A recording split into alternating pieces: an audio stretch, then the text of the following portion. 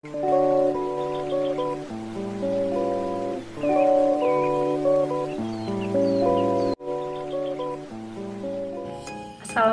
warahmatullahi wabarakatuh. Hari ini saya akan menjelaskan tentang pertumbuhan, perkembangan, dan perkembangbiakan pada makhluk hidup. Pertumbuhan dalam biologi mengacu kepada perubahan fisik berupa pertambahan ukuran, volume, tinggi, dan massa.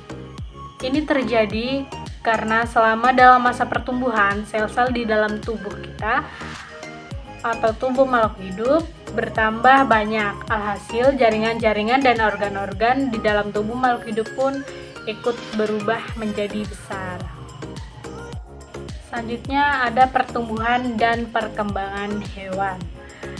Nah, pertumbuhan dan perkembangan pada hewan terjadi di seluruh bagian tubuh dan berbeda dengan tumbuhan yang hanya terjadi pada bagian tertentu saja, yaitu di daerah meristem.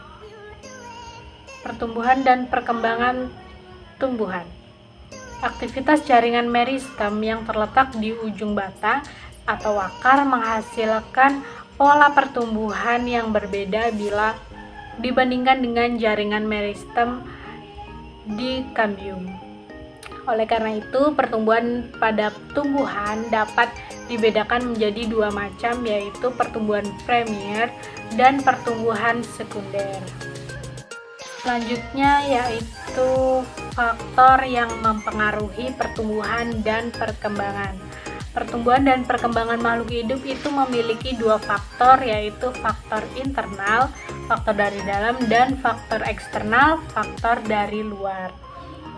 Nah, faktor internal itu ada dua, yaitu gen dan hormon.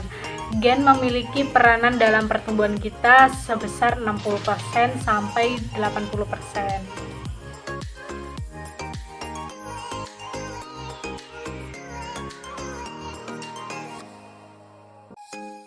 Berapa ya? Ada dua tadi, faktor dalam internal dan faktor luar eksternal. Yang pertama, faktor dalam internal, itu ada hormon. Jadi hormon itu merupakan zat yang berfungsi mengendalikan berbagai fungsi di dalam tubuh. Meskipun kadarnya sedikit, hormon memberikan pengaruh yang nyata dalam pengaturan berbagai proses di dalam tubuh makhluk hidup. Nah, hormon pada tumbuhan. Ada auksin, berfungsi untuk memacu perpanjangan sel, merangsang pembentukan bunga, buah, dan mengaktifkan kambium untuk membentuk sel-sel baru. Selanjutnya ada sitokin, memacu pembelahan sel serta mempercepat pembentukan akar dan tunas. Selanjutnya ada giberalin, merangsang pembelahan dan pembesaran sel serta merangsang perkecambahan biji. Selanjutnya etilen, berperan untuk menghambat pemanjangan batang, mempercepat penuaan buah, dan menyebabkan penuaan daun. Selanjutnya yang terakhir ada asam absisat, berperan dalam proses pemberontakan daun. Nah, selanjutnya hormon pada hewan.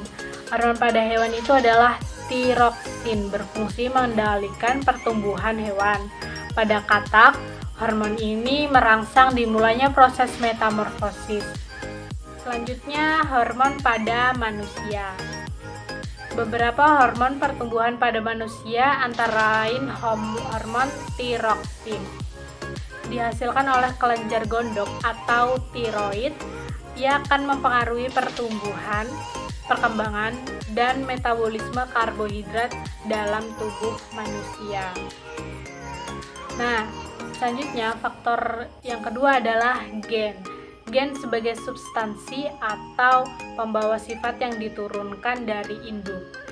Gen mempengaruhi ciri dari sifat makhluk hidup, misalnya bentuk tubuh, tinggi, warna rambut, warna bunga, warna bulu, rasa buah, dan sebagainya seperti itu. Itu pada makhluk hidup. Nah, selanjutnya ada faktor luar atau faktor eksternal. Yang pertama adalah makanan atau nutrisi. Selanjutnya air dan kelembapan. 3 tanah, 4 suhu, 5 cahaya. Nah, jadi di bidang pertumbuhan dan perkembangan manusia ini terdapat beberapa juga, ada bidang fisik, intelektual, emosional, dan sosial. Mungkin cukup sekian yang bisa saya jelaskan, kurang lebihnya saya mohon maaf apabila ada salah-salah kata. Saya akhiri, wassalamualaikum warahmatullahi wabarakatuh.